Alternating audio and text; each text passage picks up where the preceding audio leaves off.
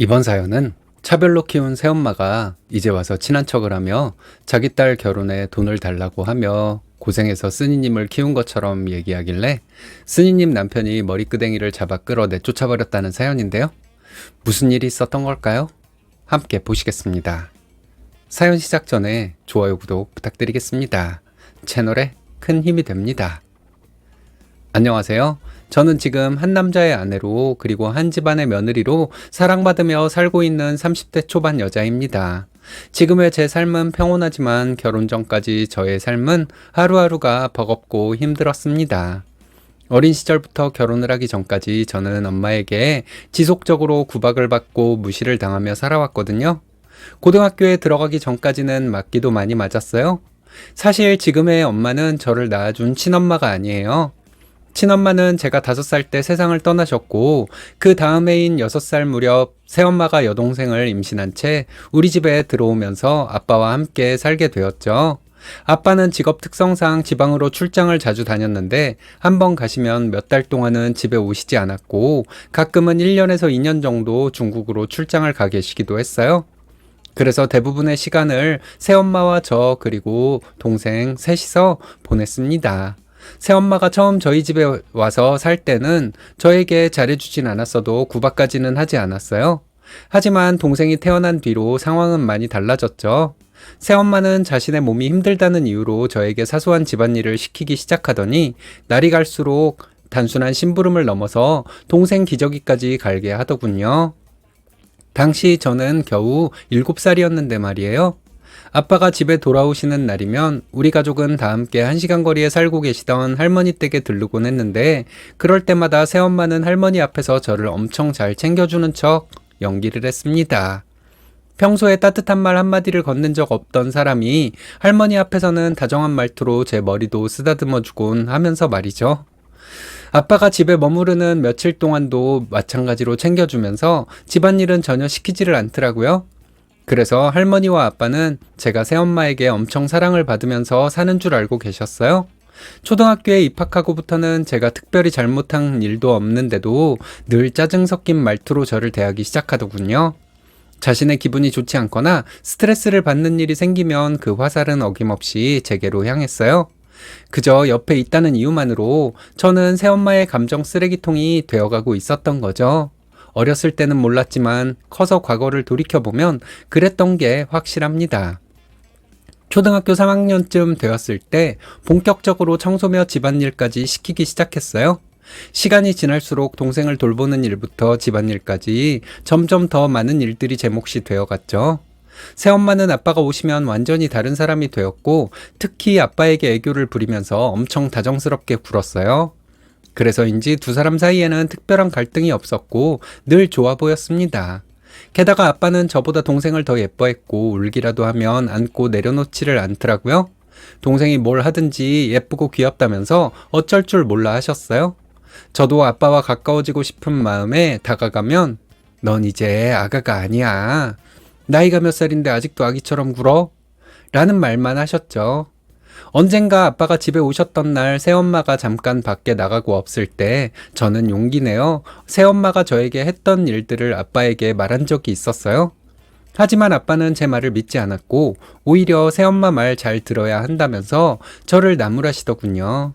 그때 느꼈던 배신감과 허탈감은 아직도 잊을 수 없고 그로 인해 아빠와의 거리도 점점 멀어지게 되면서 마음의 문이 닫히게 되었습니다. 그날 이후로는 아빠 앞에서 새엄마에 대해 어떤 말도 꺼낼 수 없었고 그냥 혼자 참고 견디는 법을 배워야 했죠. 어느 날 학교가 끝난 뒤 친구들과 놀이터에서 잠깐 놀다가 들어갔더니 새엄마는 제게 동생 봐주기 싫어서 일부러 늦게 왔냐고 하면서 엄청 혼을 내셨어요. 그 뒤로는 놀이터에서 놀자는 친구들의 말을 뒤로하고 바로 집으로 들어가게 되었어요. 새엄마는 집에 계시면서도 학부모 총회나 담임 선생님과의 상담에는 한 번도 참석을 한 적이 없었고 엄마의 빈자리는 늘 저 혼자 감당해야 했습니다. 옷을 사줄 때도 동생과의 저의 차별은 명확했는데 저는 매장 내 매대에 쌓아놓고 싸게 파는 옷들 중에 골라서 주셨고 동생은 진열된 아동복 매장에서 비싼 옷을 사주더라고요. 아무리 나이가 어리다고 해도 그 정도의 차별은 금방 느낄 수 있잖아요. 새엄마는 동생에게 항상 우리 공주님이라는 표현을 달고 사셨고 저에게는 웃음 한번 보인 적이 없었기에 늘 새엄마의 눈치를 보면서 혼나지 않으려고 애쓰며 살았던 것 같아요. 제가 초등학교 고학년 때 새엄마는 친구들을 만나러 간다며 외출을 했고 저는 놀이터에 너무 가고 싶어서 동생을 데리고 집 앞 놀이터에 나가서 논 적이 있었어요. 그런데 제가 잠깐 한눈을 판 사이 그네를 타던 동생이 그네에서 떨어졌고 움직이던 그네 모서리에 이마를 세게 부딪혀 피를 흘리고 있더라고요. 그렇게 심한 상처는 아니었지만 저는 그 당시 너무 놀라서 우는 동생을 데리고 급히 집으로 돌아와서 소독도 해주고 약도 발라주었어요. 집에 도착한 새엄마는 동생 얼굴을 보더니 상황을 묻지도 않고 동생을 제대로 못 봤다고 소리를 치더니 저를 마구 때리기 시작했어요. 머리부터 등짝까지 얼마나 맞았는지 지옥 같은 시간이었죠. 맛있는 음식이 상에 올라오면 새엄마와 동생이 먼저였고 저는 먹으라는 소리를 하기 전에는 눈치 보느라 제대로 먹지도 못했어요. 그리고 가끔씩은 제가 없을 때 두 사람이 몰래 배달 음식을 시켜 먹는 것이 너무 서러웠습니다. 딴에는 몰래 먹는다고 했겠지만 냄새로도 느낄 수 있었지만 쓰레기통을 열어보면 금방 알 수 있었거든요. 새엄마는 어쩌다 외출이라도 하고 돌아오는 날에는 하루 종일 밖에 나가 다니느라 피곤하다면서 저녁 설거지를 제게 시켰어요. 제가 아무 말 없이 그 일을 끝내면 이게 다 너를 위한 일이야. 네가 우리를 가족이라고 생각한다면 그 정도는 해줘야 하는 거야. 라며 항상 같은 말을 반복했죠. 그 말을 들을 때마다 저도 모르게 내가 잘해야 가족으로 받아들여질 수 있을 거라는 생각을 하게 되더라고요. 그리고 항상 덧붙이던 말이 있었는데 우리끼리 있었던 일을 다른 사람들에게 말하면 안 돼. 특히 아빠나 할머니한테 말하면 절대 안 돼. 그럼 우린 이렇게 함께 살지 못할 수도 있어. 아빠나 할머니가 너를 다른 곳으로 보낼 수도 있어. 라고 말이에요. 새엄마의 그 말은 나만 참으면 아무 일 없이 잘 살 수 있다는 착각을 심어주었던 것 같아요. 지금 돌이켜보면 그게 일종의 가스라이팅이었다는 걸 알겠더라고요. 하지만 그땐 너무 어렸고 새엄마의 말 한마디나 눈빛 하나에 제 감정이나 판단은 늘 무기력해지기만 했습니다. 돈이 없다는 이유로 중학교 시절 내내 저는 단 한 곳의 학원도 다닐 수 없었어요. 친구들이 방과 후에 학원에 가거나 카페 같은 곳에서 공부를 하며 시간을 보내는 동안 저는 늘 혼자 집으로 돌아와야 했죠. 용돈도 넉넉하게 받지를 못해서 친구들과 맛있는 음식을 먹으러 가려면 어쩌다 한 번 정도만 갈 수 있었답니다. 그런데 새엄마가 동생은 초등학생이 되자 수학학원과 영어학원을 보내주더라고요. 그러고는 동생은 공부 욕심이 있으니까 지원해줘야지 라고 말하더군요. 학교에서 친하게 지내던 반 친구들은 다 함께 같은 학원에 다녔고 학원 끝나고는 같이 놀면서도 자연스럽게 더 가까워지는데 저는 그 무리에 끼지 못했고 방과 후가 되면 늘 나 먼저 갈게 하고 집으로 혼자 발걸음을 돌려야 했죠. 그렇게 시간이 지나면서 소중했던 친구들과도 소원해질 수밖에 없었습니다. 한 번은 정말 용기를 내서 학원에 다니고 싶다고 말한 적이 있었어요. 하지만 새엄마는 학원 보낼 돈 없어. 그리고 네가 무슨 공부를 엄청 잘하는 것도 아니고 학원에 전기세나 내주러 다닐 거면 그냥 집에 있는 게 나아 라고 하시더군요. 사실 동생도 공부를 특별히 잘하는 편은 아니었어요. 그런데도 그 이후에 새엄마는 동생에게는 학원비를 기꺼이 쓰면서 저는 끝까지 보내주지 않았습니다. 그저 저에게 돈을 쓰는 게 아까웠던 거죠. 그리고 새엄마네 친정에 형편이 많이 어려워서 아빠가 보내주시는 월급에서 일정 금액의 돈을 매달 보내주는 것 같았는데 그 즈음에 복잡한 일이 하나 생긴 것 같았어요. 중학교 2학년 때 새엄마가 친정 식구들과 통화하는 소리를 우연히 들은 적이 있었거든요. 내용은 명확히 다 들리지 않았지만 새엄마의 남동생 얘기를 하면서 그래서 이혼하겠대? 라는 말이 들렸어요. 형편이 그다지 좋지 않은 친정 부모님 댁에 남동생 식구들까지 얹혀 살고 있었는데 남동생은 직업도 없이 술만 좋아하다 이혼을 당하게 생긴 것 같았어요. 이혼을 막기 위해 새엄마는 대출까지 내서 남동생의 사업 자금을 대주었는데 그 사업이 제대로 되지 않아 망했고 그 일로 인해 새엄마가 큰 빚을 떠안게 되었던 거죠. 그래서 아빠가 벌어오는 돈 중 일부가 아니라 거의 대부분이 빚 갚느라 빠져나가고 있었습니다. 물론 아빠는 그런 사실을 전혀 모르셨고요. 늘 피곤에 지친 얼굴로 집에 오시면 거의 주무시기만 하다가 다시 지방으로 내려가셨고, 집안 사정에는 무관심했던 아빠는 새엄마를 믿고 계신 것 같았어요. 그렇다고 제가 아빠한테 이런 일이 있는 것 같다는 말을 할 용기도 없었고, 내용을 자세히 알지도 못했기에 나서기가 쉽진 않았어요. 그리고 아빠가 알게 되면 난리가 나게 될 거고, 아빠가 없는 집에서 새엄마가 어떤 보복을 할지 몰라 그것 또한 두려웠습니다.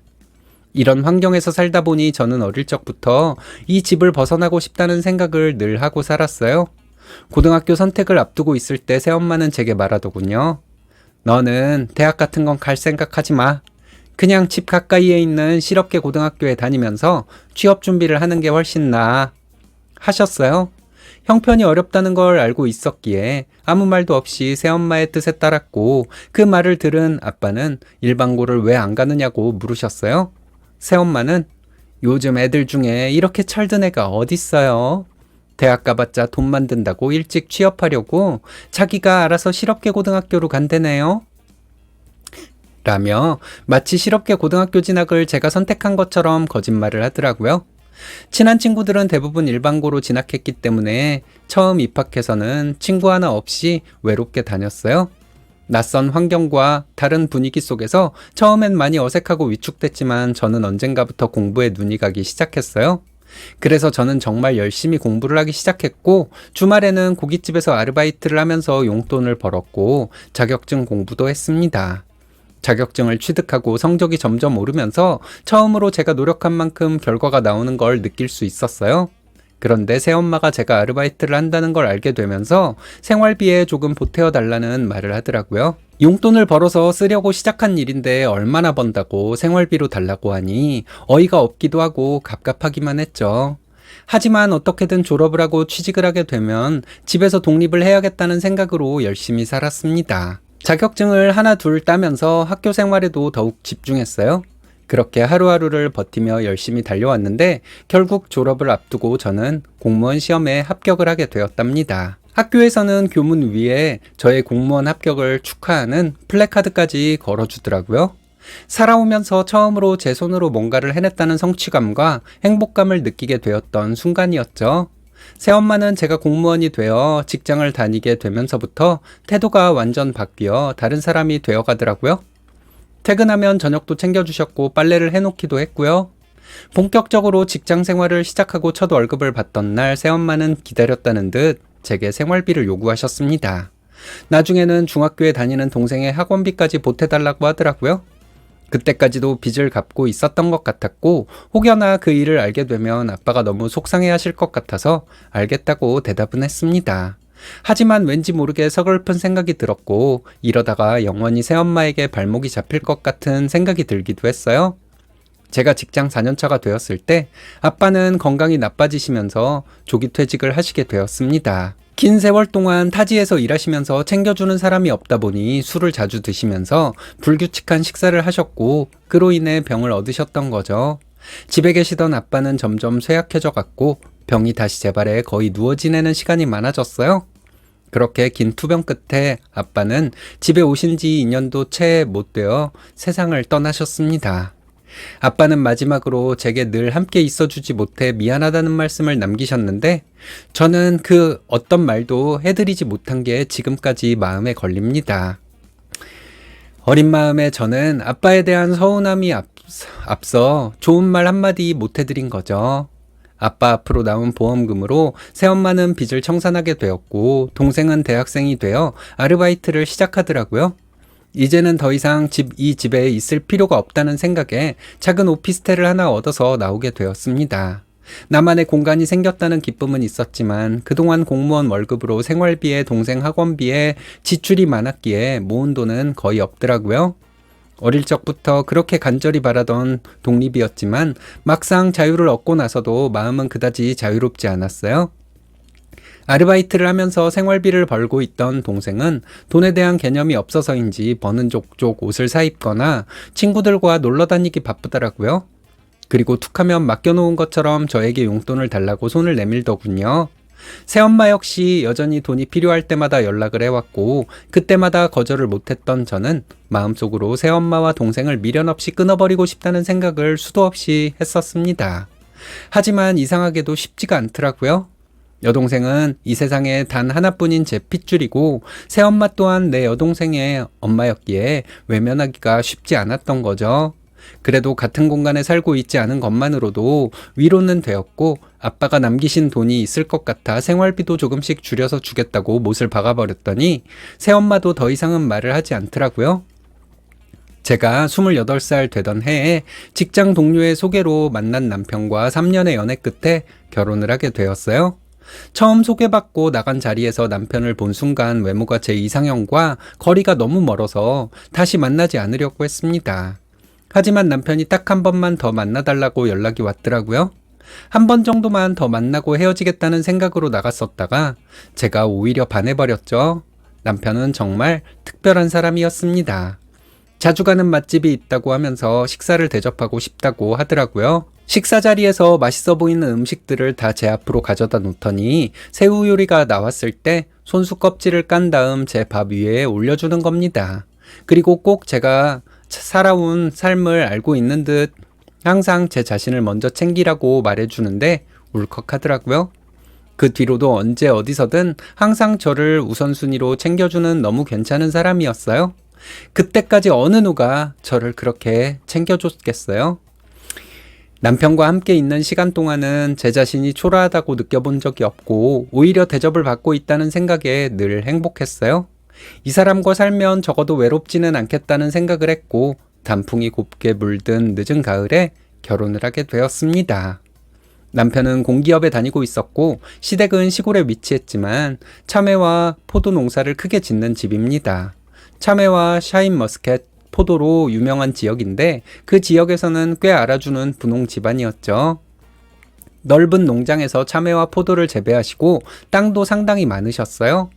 그리고 무엇보다 시부모님은 정말 좋으신 분들이셨습니다. 저는 고등학교만 졸업한 데 비해 남편은 학벌도 훌륭했지만 그런 차이에 대해 단 한 번도 말씀하신 적 없었고 공무원은 아무나 하느냐고 하시면서 부족한 저를 늘 배려하고 아껴주셨어요. 어릴 적 상처들 탓인지 저는 상냥하거나 애교 많은 성격은 아니었지만 시부모님께는 최선을 다해 다정하게 대하려고 노력했습니다. 시부모님도 그런 저를 예뻐해 주셨고 무엇이든 챙겨주시려고 하셨어요. 저와는 너무도 다른 환경에서 자란 남편은 저와 다르게 항상 마음에 여유가 있었고 표정도 늘 밝았죠. 남편이 장남이다 보니 시부모님은 결혼과 동시에 저희에게 작은 아파트까지 장만해 주셨고 결혼 준비도 크게 할 필요가 없다고 하시면서 제 마음을 편하게 해주려고 하셨어요. 하지만 저는 그 말씀이 너무 고마우면서도 한편으론 죄송해서 제 나름대로 기본적인 결혼 준비는 하게 되었죠. 그동안 알뜰히 저축을 해왔었거든요. 새엄마는 시댁이 부유하다는 말을 듣고 바로 결혼을 하라고 하신 분이세요. 친정 쪽에서 손을 벌릴 생각도 없었지만 새엄마는 미리부터 돈이 없어서 해줄 게 없다고 하셨습니다. 정말 그 흔한 숟가락 하나도 사주지 않으시더라고요. 평소에도 입버릇처럼 돈이 없다라는 말을 달고 사셨고 정작 일을 해서 돈을 벌 생각을 단 한 번도 하신 적 없었어요. 아빠가 남기신 보험금도 꽤 되었던 걸로 아는데 그 돈으로 새엄마 친정의 빚을 갚고 나머지는 어쨌는지 묻지도 않았습니다. 결혼 후 신혼여행에서 돌아와 인사드리러 간 날 새엄마는 남편에게 대뜸 형편이 어려우니 매달 용돈을 받고 싶네 라고 말하는 겁니다. 본인이 제게 해준 게 뭐가 있다고 사위에게 그런 부탁을 아무렇지 않게 하는지 정말 뻔뻔하다는 생각밖에 들지 않았죠. 솔직히 남편에게 너무 미안한 마음이었어요. 하지만 남편은 그 자리에서 웃으며 생각해보겠다고 하더라고요. 집으로 돌아온 뒤 남편은 30만 원 정도 챙겨드리는 게 좋지 않을까? 하더라고요. 솔직히 저는 10만 원을 생각하고 있었다고 했더니 처제도 아직 직장을 못 구하고 있으니 당분간 그렇게 드리자고 하길래 알겠다고 했습니다. 남편에게 고마운 마음도 들고 새엄마에게 화가 나기도 해서 참 복잡한 심경이었어요. 다음 날 전화를 해서 말씀을 드렸는데 그 얘기를 들은 새엄마는 염치도 없이 시댁도 그렇게 부자고 너희 둘 다 벌고 있으면서 월 100은 줘야 하는 거 아니니? 라고 하더라고요. 어이가 없어서 싫으면 안 받으셔도 돼요. 라고 말했더니 그제야 입을 다물더라고요. 그때 저는 돈이 가진 힘을 새삼 다시 한번 느꼈습니다. 그렇게 새엄마가 조용해지나 싶었는데 이번엔 여동생이 남편에게 전화를 걸어 용돈을 요구하기 시작하더라고요. 형부 하며 애교를 부리니 여동생이 없는 남편도 그게 싫지는 않았는지 몇 번 챙겨준 모양이었고요. 그 사실을 저는 몇 달이 지나서야 우연히 알게 되었습니다. 한두 번쯤은 그럴 수 있다고 이해해 보려고 했지만 문제는 여동생이 여전히 변변한 직장도 없이 아르바이트만 전전하면서도 본인 꾸미는 데에만 돈을 다 써버린다는 거였어요. 남편이 용돈을 챙겨주면 습관적으로 계속 요구하게 될 거고 직장 생활을 할 생각을 하지 않을 것 같다는 생각이 들더라고요. 새엄마와 여동생이 하는 행동들을 보면 안타깝기보다도 속이 갑갑해지고 남편 앞에서 괜히 제가 부끄러워졌습니다. 그런데 정말 이 사람들이 기본 예의나 염치라는 게 있나 싶을 정도로 저를 화나고 절망스럽게 만든 일이 있었어요. 근무 중에 새엄마가 급한 목소리로 전화가 왔었어요. 남편과 저녁에 집으로 급히 와달라는 소리였죠. 퇴근길에 남편과 만나 새엄마 집으로 갔는데 글쎄 여동생이 몇 달 전에 만난 남자친구와 사귀다가 혼전 임신을 했다고 하는 겁니다. 새엄마는 지금 당장 결혼식은 힘들더라도 함께 살 집은 하나 구해주어야 할 것 같다고 하더라고요. 일단 알겠다고 하고 집으로 돌아오자마자 저는 남편에게 정색을 하면서 친정에 아무것도 해주지 말라고 해버렸습니다. 그 말에 깜짝 놀란 남편은 큰 사위로서 도리는 해야 한다고 하더군요. 아무것도 모르고 도리를 찾는 남편에게 만약에 친정에 뭐라도 해주면 나는 당신과 못 살 것 같다고 말해버렸습니다. 깜짝 놀란 남편은 믿을 수 없다는 표정으로 동생이 아무리 새엄마 딸이지만 피가 섞인 형제인데 너무 매정한 거 아니야? 라고 한마디를 하더라고요. 그 말에 너무 서운하기도 하고 지난 세월 힘겹게 버티며 살아온 내 삶들이 하나둘씩 떠오르면서 새엄마 편에 서서 저를 나무라는 남편이 너무 야속하고 서운해서 엉엉 울어버렸습니다. 그러자 남편은 뭔가 이상함을 느꼈는지 자기한테 숨기는 게 있으면 말해보라고 했어요. 지금껏 살아오면서 친했던 친구나 직장 동료들에게까지도 못했던 말들이었지만 자존심을 다 내려놓고 새엄마가 나에게 했던 동생과의 차별과 구박을 울먹이며 남편에게 모두 다 말해버렸습니다. 그 말을 들은 남편이 처음에는 믿지 못하는 눈치였어요. 왜냐하면 새엄마가 남편에게 우리 사위는 금사위 하면서 너무 좋아하거든요. 어릴 때는 새엄마에게 구박도 당하면서 많이 맞기도 했고 학교 다닐 때 남들 다니는 학원도 안 보내줘서 못 다녀봤고 동생 챙기느라 친구들과 놀지도 못했고 집안일에 육아까지 책임지고 봐왔다고 했어요. 그리고 일반고를 가서 대학도 가고 싶었지만 새엄마의 반대로 실업계 고등학교를 졸업하고 직장을 다녔고 끊임없는 돈 요구에 제 통장에서 꼬박꼬박 새엄마 통장으로 생활비 보낸 내역도 보여줬죠. 몇 시간 동안 제 하소연을 들어주던 남편은 그동안 힘든 생활을 어떻게 견디며 살았냐고 하더니 왜 진작 말하지 않았냐고 하더라고요. 새엄마에게 받은 구박을 털어놓지 못했던 건 내 자존심이 상할까 두려웠고 그것이 곧 내 치부처럼 느껴졌기 때문이었다고 말했어요. 그리고 내가 그때 일을 잊으려면 그때 일을 입에 담지 않는 것이 좋다고 믿었다 했습니다. 남편은 포기하지 않고 살아줘서 그리고 자기한테 와주어서 고맙다고 하면서 저를 안아주며 위로해 주더라고요. 그런데 그날 이후부터 남편이 새엄마를 대하는 태도가 달라지기 시작했습니다. 새엄마의 전화를 받지 않더니 친정에도 가지 말자고 하더군요. 뭔가 이상함을 느꼈는지 새엄마가 저희를 부르셨어요. 저희의 방문에 신이 난 새엄마는 동생이 살 집을 남편이 구해줄 거라 믿고 있었고 이왕 집 구해주는 김에 작게라도 결혼식까지 올려주면 안 되겠냐고 하길래 어처구니가 없었습니다. 그런데 남편이 갑자기 새엄마에게 그 전에 장모님께 여쭙고 싶은 말과 듣고 싶은 말이 있어요 하더라고요. 그러자 새엄마는 뭐든지 다 물어보라고 하자 남편이 저를 쳐다보더니 지금까지 살아오면서 이 사람한테 잘못한 거 없으세요? 혹시 있다면 말씀하시고 진심으로 사과를 하세요. 그리고 용서를 구하시고요. 하는 겁니다. 새엄마도 놀랐지만 갑작스런 남편의 말에 저도 깜짝 놀랐습니다. 새엄마는 무슨 소리냐고 하더니 자기는 잘못한 게 하나도 없어서 용서를 빌 이유가 없다고 하더라고요. 그리고 어린 저를 지금까지 키워줬는데 오히려 본인이 인사를 받아야 한다고요. 그리고 옆에 있던 여동생이 저를 향해 소리를 치더군요. 야, 너 미친 거 아냐? 형부한테 뭐라고 했길래 이런 말을 해. 지금까지 너를 키워준 건 우리 엄마야. 네가 우리한테 엎드려 절을 해도 모자랄 판에 어이가 없네. 엄마가 없었으면 너 지금 공무원이 됐을 것 같아? 은혜를 원수로 갚네? 라고 하면서요. 어이가 없어서 자존심이고 뭐고 내려놓았죠. 누가 누구한테 절을 해? 넌 입이 10개라도 할 말 없어. 7살 때부터 나 네 기저귀 갈아주면서 살았어. 고등학교 때 엄마가 용돈을 안 줘서 내 손으로 아르바이트 하면서 용돈 벌어서 썼고, 가고 싶은 대학도 못 가고 취직하자마자 번 돈으로 생활비 주고 네 학원비까지 대줬으면 적어도 고마운 마음은 있어야지.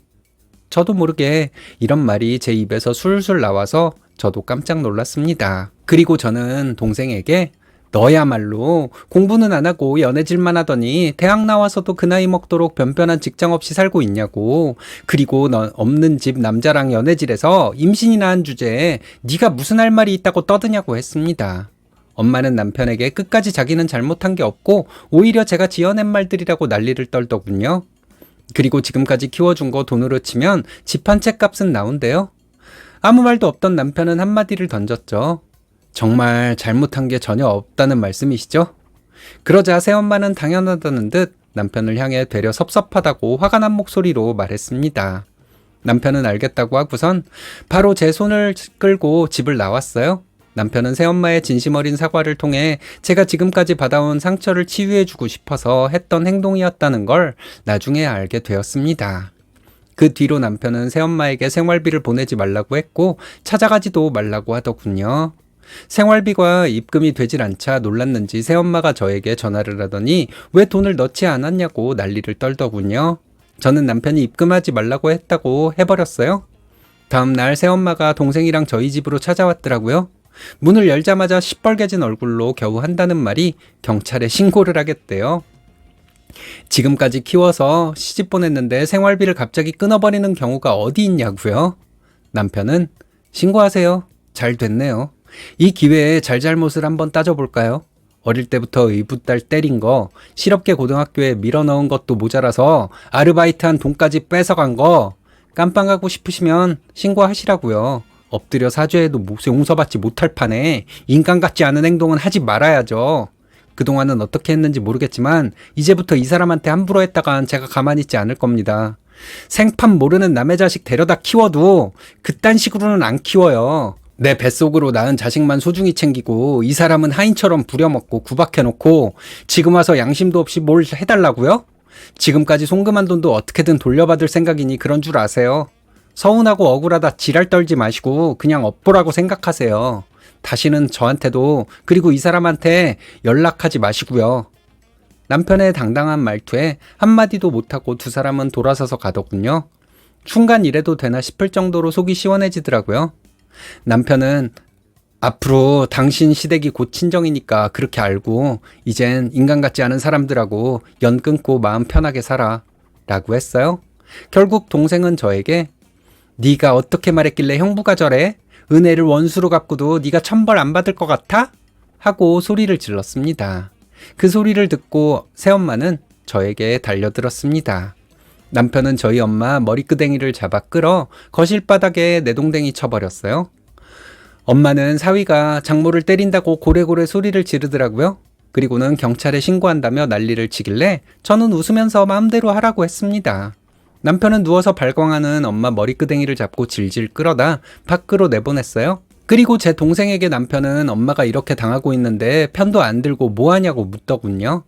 제 동생 대답이 대박인 게 나는 임신 중이잖아. 이거였습니다.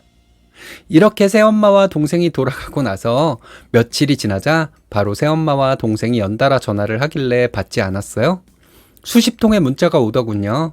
처음에는 서운하다느니 천벌을 받을 거라느니 경찰에 신고할 거라느니 하더니 나중에는 미안하다고 보내더라고요. 그럴 때마다 남편은 절대 흔들리지 말라고 했고 사람 절대 쉽게 변하지 않는다고 했습니다. 평일에 제가 일하는 곳까지 동생이 찾아왔더라고요. 엄마가 다 잘못했다고 전해달라고 했다면서 형부랑 예전처럼 다시 와달라고 했대요. 엄마가 형부한테 맞았으면 그걸로 퉁치자고 하길래 쇼하지 말고 꺼져. 나는 이미 마음 정리를 다 했어. 엄마 맞은 거 신고해. 우리 남편 벌금이나 조금 내면 돼. 다시는 찾아오지 마. 앞으로 찾아오지도 말고 절대 연락도 하지 마. 하며 보내버렸어요. 새엄마 그늘에서 아무것도 모르고 조정하는 대로 이끌려 살아온 세월이 억울하고 화가 불쑥불쑥 올라오지만 남편이 있어서 그것도 차차 잊어보려고 합니다. 지난 시간 마음에 입은 상처들이 쉽게 치유되진 않겠지만 새엄마를 안 보고 사는 것만으로도 이미 치유가 되고 있는 것 같으니까요. 두서없이 써내려간 글 읽어주셔서 감사합니다. 남편 말대로 사람은 안 변해요. 멍청한 사람들일수록 남들에게 비난받는 일이 많기 때문에 적반하장하는 버릇만 굳어지게 되는 것 같습니다. 멍청해서 죄짓고 적반하장하는 사람은 누구와도 어울리지 못해요. 잘 끊어내셨습니다.